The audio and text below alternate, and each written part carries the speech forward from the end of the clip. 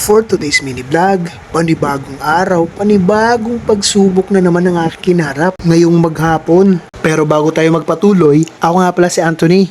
Anthony ng buhay mo. I'm stupid. Sa mga hindi pa nga po pala nakakakilala, ako po ay empleyado ng DSWD.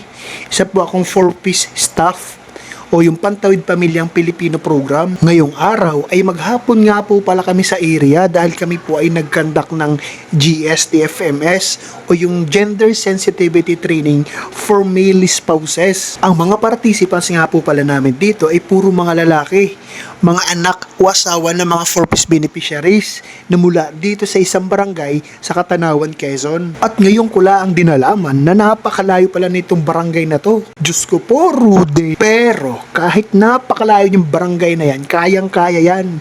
At yan ay kasama sa aking sinumpaang tungkulin. O ano, kaya mo yun?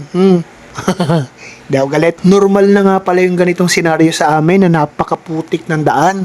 At maswerte pa nga kami kasi nakapasok pa yung tricycle.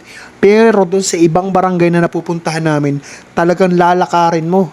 Lalo na kung bagong ulan. Naku po, Diyos ko po. Ay talaga naman pag ganyan, ay talagang gusto mo na lang ikay lumipad ay talaga naman pag ikay mahinahin ay talagang kay ahi kain ay na may kasamang lagnat ng tigka kaunti. Tapos pagpunta mo dun sa kabilang bahay, ikaw pa ay ahabuli ng aso. Ay naku po, Rude. Ay tabardingaw na yan. Ay talaga namang hindi ko malilimutan nung kami naligaw noon sa kagubatan. Diyos ko po, kung kami ay mag-aswi di bahay-bahay. Ang hirap palang maligaw sa kabundukan. Wala kang makita kahit isang bahay. Naku po, Diyos ko po, Rude. Ay taka naman ako yung mga parent leader kung nakasama ay taga doon naman sa barangay nila ay hindi rin alam ang bahay ng isang beneficiary.